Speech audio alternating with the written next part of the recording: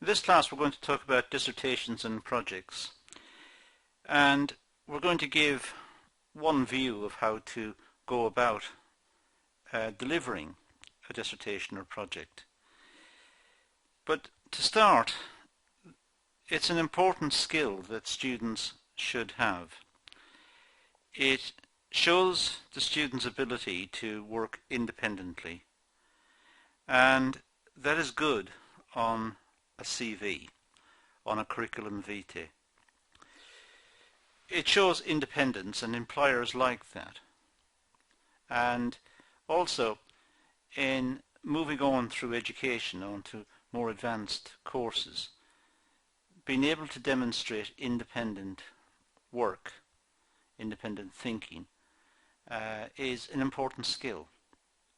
So overall, the opportunity to develop a dissertation or a project, an independent project, is useful. That opportunity is useful because it promotes the student. Now, having said that, supervisors and students have their own ideas about dissertations and designs, and therefore what will be said in this session may not entirely apply in all situations. Some supervisors will have other ways of going about it, which are quite legitimate and quite correct. It depends on the supervisor's interest, it depends on the supervisor's approach to this type of work. So what we're trying to offer here is just one view and one insight into this whole area. So it's meant to clarify the stages in the process. It's not trying to suggest that this is the only way to attempt research work, particularly project work.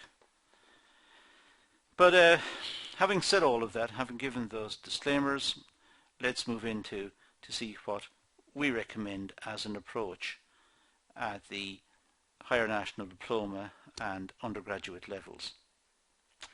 So we'll start with a general view. So we'll start with, let's say, a title. Well, the title, it may change a little over the course of the project. It shouldn't do. Ideally, the title should stay the same over the course, but there may be some slippage in the title. It may mutate slightly, and that often happens to students. They start with one title, but by the time they get to the end, the title has changed slightly.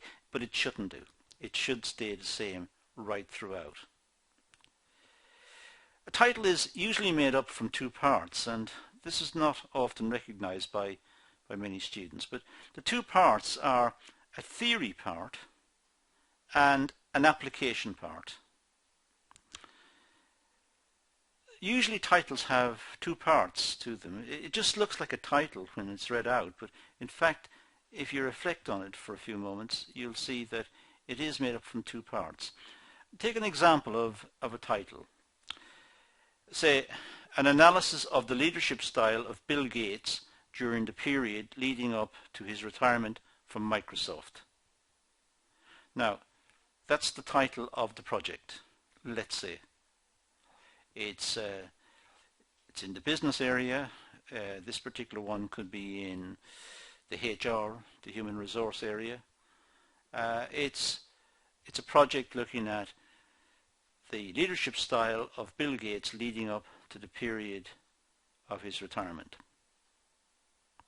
Now it looks straightforward as a title, but in fact we can identify two parts here. We can divide a part on leadership styles. Now leadership styles, that's looking at the theory of leadership. And there are many theories of leadership in the business area. There are many theories of leadership that will be encountered by students working towards a qualification in business. And the second part will be Bill Gates. Well, more specifically, Bill Gates in the period leading up to his retirement. So we can identify here a theory part and, if you like, an application part. So the theory is, what the books suggest, looking at different styles of leadership, and then looking at what happened in practice in the context of Bill Gates, and seeing which style most suits that situation. So titles, by and large, are in two parts, worth noting. Secondly, we have the introduction to the project. Now, the introduction, well, this is an outline of the contents of the project.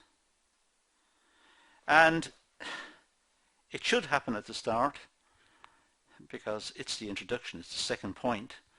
But sometimes it's probably best to leave it to the end.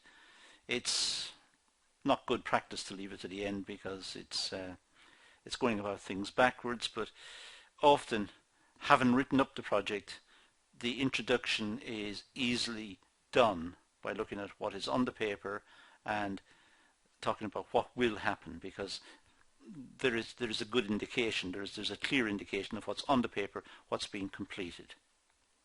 But it should be done at the start. It should be done as the second point. But by and large, probably a good idea to leave it towards the end. So the introduction provides the reader with a good overview of the project. If the reader doesn't want to read the whole project, just read the introduction, and the reader will get a good, clear picture of what's going to come up, what the project is about. Thirdly, the review of the literature. Now, the review of the literature is really, if you like, it's the theory. It's the theory relating to what's going to be tested, what's going to be looked at. The review of the literature it's a review of the sources that's going to appear. And amongst these will be the theory, the generalized material. In the context of the question we talked about earlier, the leadership styles of Bill Gates leading up to his retirement, the review of the literature will have a lot on different leadership styles, explaining the leadership styles and their advantages and disadvantages and their structure and so on. That's the theory. There may also be material in the literature review on Bill Gates and on Bill Gates's work at Microsoft in the period leading up to his retirement. That's quite legitimate. But we'll emphasize here the theory section just for the moment. And the theory leads to questions or hypotheses. If it's one, it's a hypothesis, I-S, H-Y-P-O-T-H-E-S-I-S. But it may be more than one, in which case it's hypotheses. Now, so we've got several theories and we have hypotheses. Hypotheses are just testable questions. And we collect data, and the data is used, analyzed and used to test the hypotheses. So the data will be collected by some survey method or some method of collection or some review of company literature or whatever it is, press statements or whatever. That data will be reviewed and it will be used to shed light on the hypothesis. So let's go over this again very slowly. The review of the literature will have a lot of theoretical background. It'll provide frameworks, theoretical frameworks for the analysis. But it'll also contain some practical information about, let's say, Bill Gates and Microsoft and the period leading up to Bill Gates' retirement and so on. So it'll have a lot of that information. But just to emphasize the theory part here, we'll talk about the questions, the hypothesis linked to the theory, and then the data which will be used to test the hypothesis. So by and large, we'll see the review of the literature as the theory section. Now read over the theory of the topic you are proposing and produce a good discussion of its major points. So it's important that the student understands the literature, understands the theory that was indicated in the title. In our case here, leadership styles. So it's important that the student understands the literature on leadership styles. And also, as I said earlier, has got some handle or some grip on some of the practical sources of information related to, in this case, Bill Gates and his retirement from Microsoft. The review of the literature it's like an essay on some piece of theory. So it's not looking, in the example we've got here, it's not looking at leadership, it's looking at styles of leadership, that particular aspect of the literature on leadership. So it's like an essay on that. It could be an essay on the management of change or on innovation theory. It depends on the title of the question. The title we talked about was leadership styles. But it could be on whatever the title is. Whatever the title of the work is, so be it. There will be a review of the literature. Now next is methodology. Well, methodology is it's a study of method. What method does the project use? You need to state the method you intend to follow when researching your proposed topic. Students need to say what the method will be. They're going to use some research method, so it's got to be stated. It's going to be questionnaires, or it's going to be interviews, or it's going to be secondary data. It's going to be statistical modeling, or it's going to be some sort of method that will be used to analyze the data. So it could be participant observation, for example, or questionnaires or interviews, or as I said, it could be statistical analysis.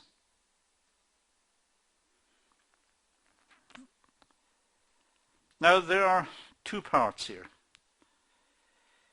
First of all, the theory of the method you intend to follow.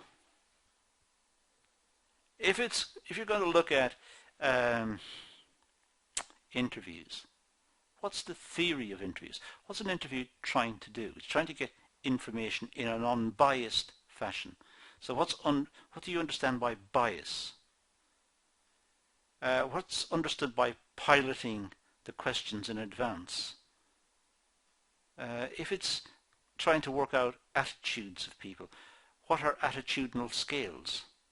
How are they worked out? So there is a sort of a theory to the methodology that needs to be explained. And then there is an application, discussion of the method as applied in the project.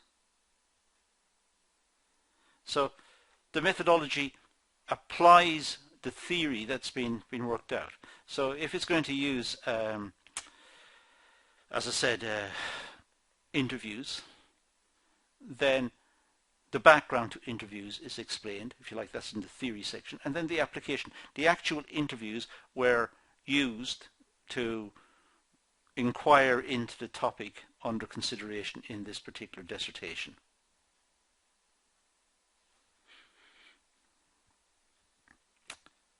Next we have the data capture, or the empirical section. We say empirical. Empirical means done by experiment. Empiricism normally applies in the natural sciences, in physics, biology, chemistry and so on, where experiments can be done. But we use the word freely nowadays, and more or less it's accepted to be any practical piece of research. It's empirical. So data capture is getting the data. If it's a survey or let's say interviews, then the data must be captured. The questionnaire must be delivered, or the interviews must be set up. and conducted. That's data capture. Getting the information is data capture.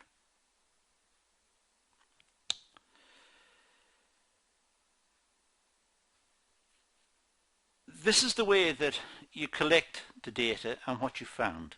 That's what's meant by data capture and the findings.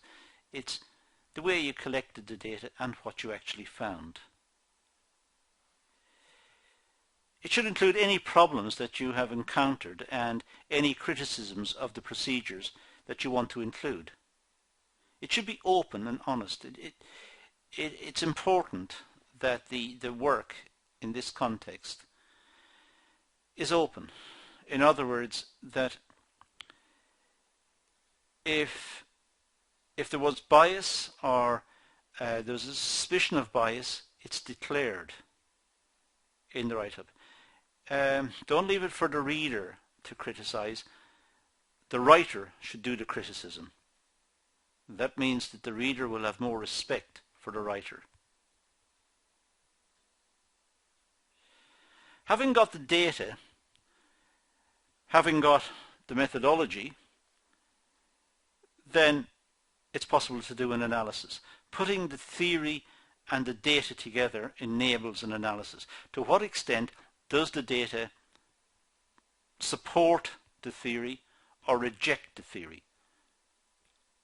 To what extent does the data shed light on the, if you like, on the theory that was selected? This is the important chapter. This is very important, the analysis section. It links the review of the literature and the data together to form the analysis. The two parts come together here. Take an example. Every time the price of petrol increases, less petrol is sold. Now that's our hypothesis. And that's based on a literature, in this case from economics. Now you're testing the literature with the data that you've collected and simply using the company or the organization to supply the data. So you're testing the literature, and the company or the organization or the people that are stopped are simply supplying the data. So it's possible to look at the company or the respondents to a survey as sources of information, sources of data. And this data will be put against the theory when it's analyzed, when the data is analyzed, put against the theory, and it will suggest that the theory is good or acceptable or not good. It's rejectable. So the analysis is what brings the two parts together. The review of the literature plus the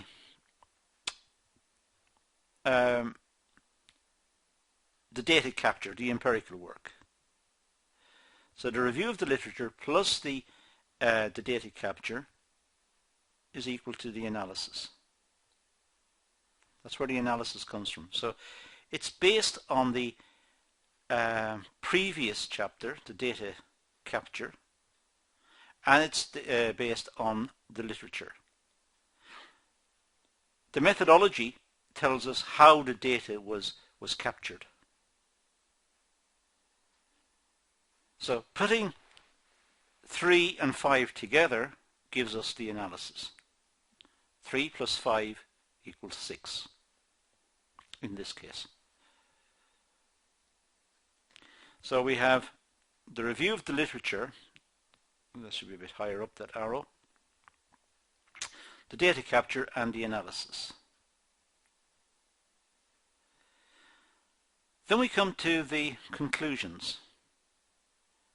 Well, this is a summary of the analysis and rounds off the whole project. This is what concludes the project. It rounds the whole thing off.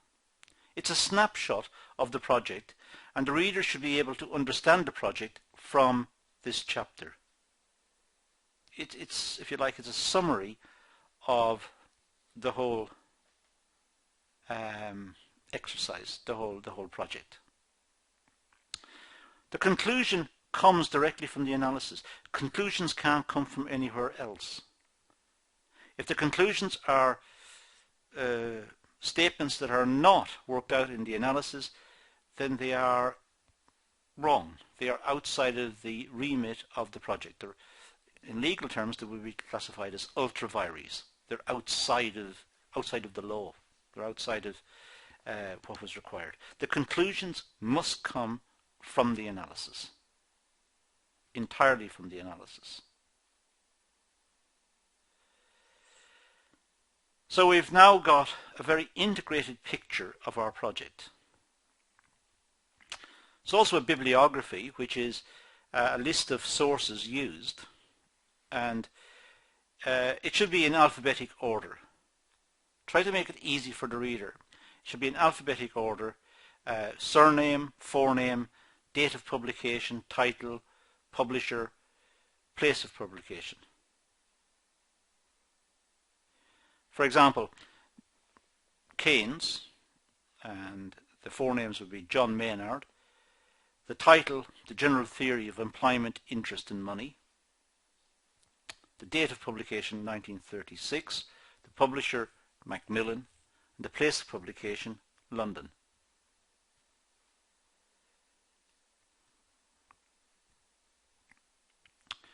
Journal entries in the bibliography, well, it's the same sort of arrangement: surname, forename, title, name of journal, date of publication, journal edition, and the page numbers.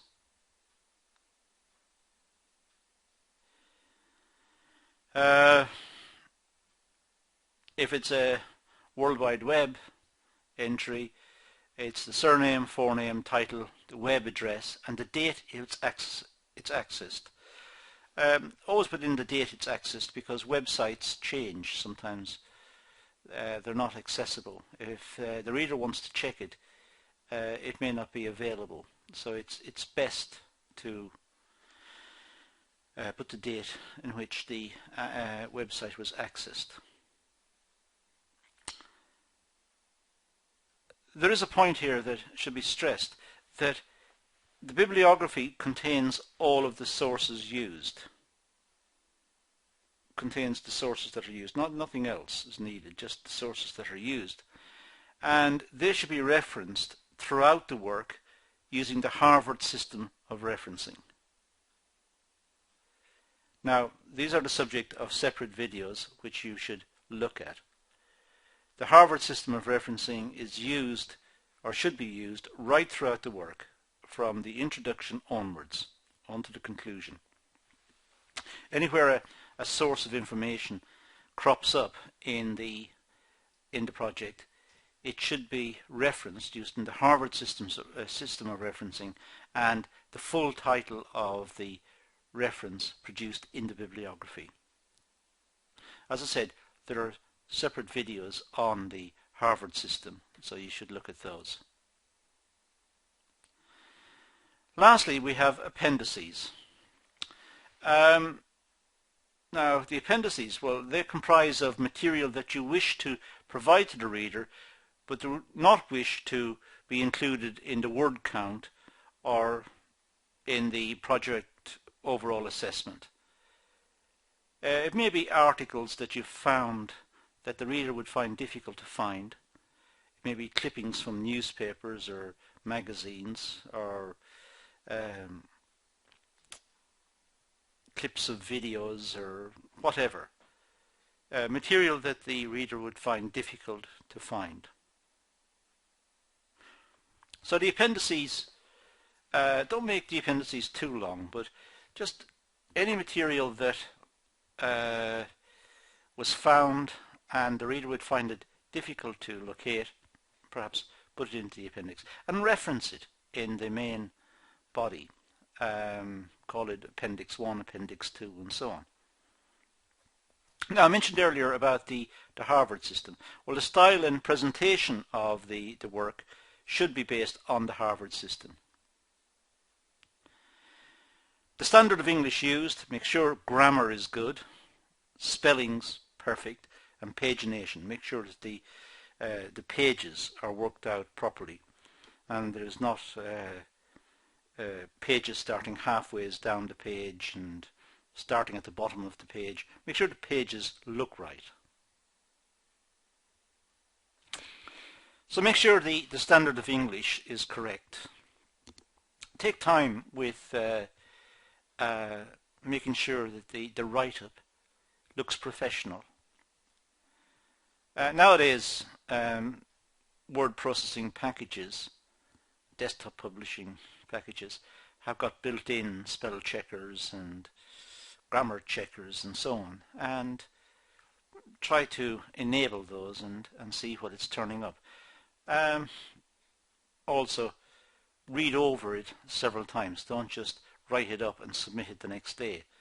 Write it up in plenty of time to go back over, read it again and again to see if it reads correctly.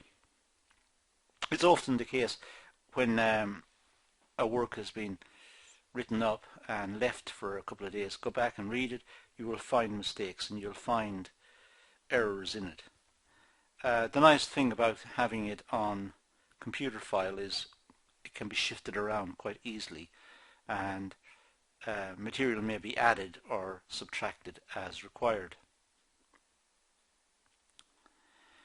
Make sure, above all, that the dissertation presentation requirements are adhered to. The submission date is honoured, and that the word limit, if there is one, is honoured as well. That if there is a 5,000 word limit, then there is no more than 5,000 words. It may not be precisely 5,000. Normally tutors give, say, 5,000 plus or minus 5% or 10% or whatever. Depends on the tutor, and clarification for that should be sought in advance. But honour it, and it's important to do that. And the last point is that always pick a research topic that's of interest to you. It's something that you have to work on your own, and if you're not interested, it's going to be very difficult. So pick a topic that is of interest to you, that matches your career aspirations, or that will be useful for you perhaps in the future, or just something that interests you, because you will be motivated and you'll find the work a lot easier as a consequence. Your dissertation or your project shows what you can do on your own, and that's very valuable. And at the end of it, you should be very proud of your work, and particularly if you do well and score good marks. Employers are interested to see what you do on your own, as I said at the start, and academics are also very interested to see if you can research on your own. It's a valuable skill. So what I've presented here is one view of how to go about doing a project or dissertation. Precise guidelines will be given to you by your tutor and by the requirements of the course you're on. This is the view that we've adopted in this situation, and hopefully will be of use to you. That's all I'm going to do in this session. I'm going to leave it at that and say thank you for watching.